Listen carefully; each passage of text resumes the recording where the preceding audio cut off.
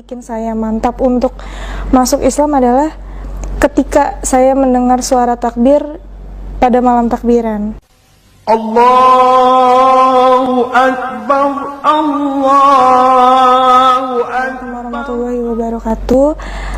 Perkenalkan, nama saya Anissa.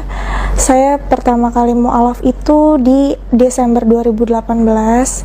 Perjalanan saya menjadi mu'alaf itu berawal dari keinginan saya melihat lingkungan sekitar saya rata-rata adalah muslim. Jadi saya merasakan Islam itu nyaman bagi saya itu ketika bulan Ramadan, di mana setiap bulan puasa saya melihat teman-teman saya berkumpul dengan keluarganya seperti buka puasa, sholat tarawih, dan lebaran itu kayaknya menyatu dengan keluarganya. Tapi setelah saya bedakan dengan agama saya, dengan hari raya Natal, itu jauh sekali bedanya. Jadi itu yang bikin saya, oh ternyata Islam kekeluargaannya dapet ya. Terus mantap untuk masuk Islam adalah ketika saya mendengar suara takbir pada malam takbiran.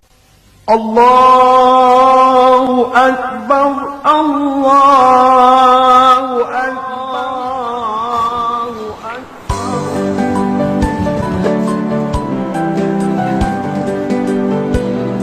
Bismillahirrahmanirrahim.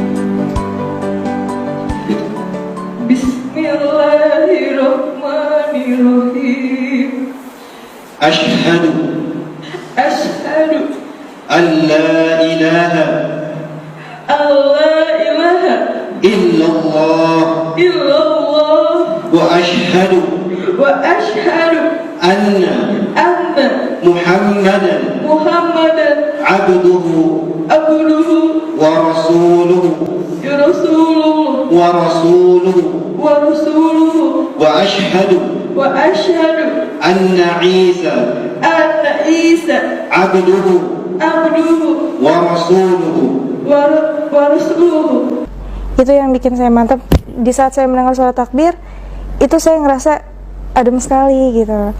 Jadi itu yang membuat saya mantap. Dan kenapa saya bisa ada di titik baca syahadat di pesantren Anaba ini berawal dari teman saya. Pertama saya diajak untuk kajian dan di situ posisinya saya belum mu'alaf sama sekali. Jadi saya diajak kajian dan saya dipinjemin gamis, kerudung, dan di situ saya dikenalkan oleh salah satu ustazah, di mana ustazah itu juga seorang mu'alaf dan dia adalah mantan pendeta. Jadi di situ saya dikasih pencerahan masuk Islam tuh seperti ini, jadi mu'alaf tuh seperti ini. Dan di hari itu setelah saya pulang kajian, di situ saya memantapkan diri, oh saya harus mu'alaf, saya bisa mu'alaf seperti ustazah ini gitu. Jadi dari situ saya dikenalkan oleh ustazah yang mantan pendeta ini untuk ke pesantrennya Ustadz Nababan. Jadi dari situ saya dibawa ke sini langsung. Cuman waktu itu Ustadz Nababan sedang berhalangan hadir, jadi saya dimu'alafkan, disahadatkan oleh Ustadz Iwan. Jadi saya sebelum disahadatkan, saya dibimbing dulu, dikasih arahan seperti ini, untuk menjadi mu'alaf. Terus seperti ini konsekuensinya dari keluarga, dari lingkungan, dan dari situ setelah saya diberi nasihat, arahan, di situ saya semakin memantapkan diri untuk menjadi mu'alaf.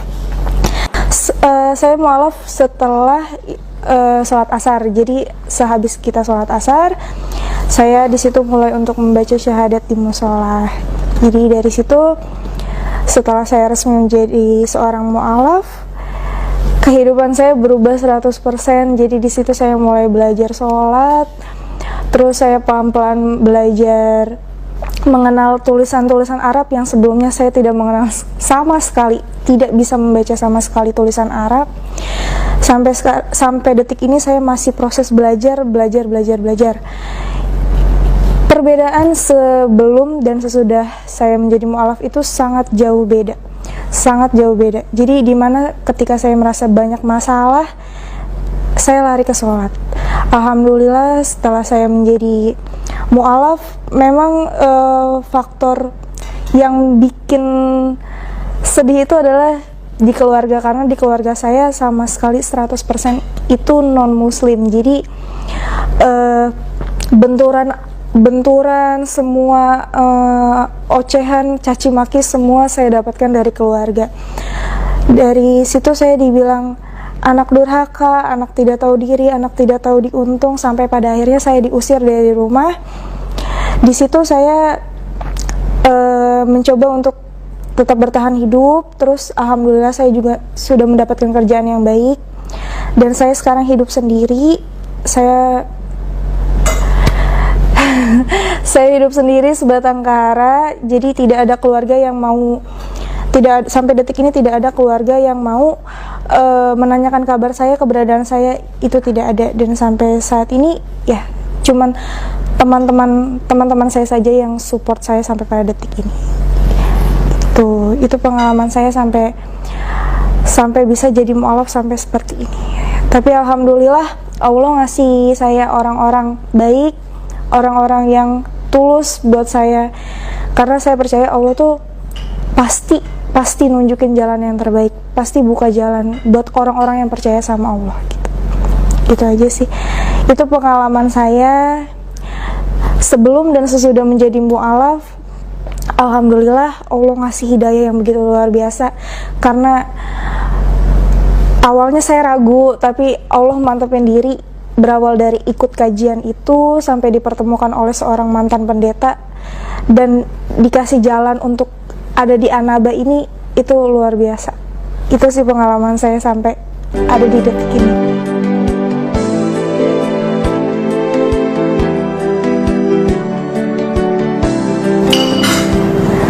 Kalau sampai pada detik ini sih anak mana ya Pak Ustadz yang tidak rindu sama orang tuanya, karena saya juga anak pertama, anak perempuan pertama di keluarga. Saya 2 bersaudara, yang satu adik saya laki-laki dan saya anak perempuan satu-satunya, dimana sebelum saya mu'alaf itu memang keluarga saya sangat memanjakan saya gitu.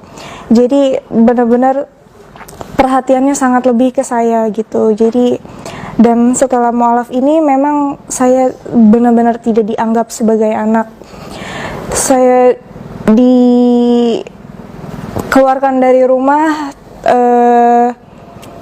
tanpa sepotong baju waktu itu. Tanpa sepotong baju, saya diusir dengan caci maki. Saya dibilang anak durhaka, anak tidak tahu diri, yang sudah dikuliahkan mati-matian, anak tidak tahu diuntung. Saya kangen banget, kangen bapak, kangen mama, kangen adik. Kalau seandainya adik, bapak, mama, kalau lihat kakak di sini, kakak cuma bilang, kakak udah dewasa, kakak nentuin jalan hidup kakak sendiri. Kakak sayang banget sama mama, sama bapak, sama dedek. Kakak kayak gini tuh bukan jadi orang jahat. Islam itu nggak jahat yang seperti bapak sama mama kira. Islam itu bukan teroris, Pak. Jadi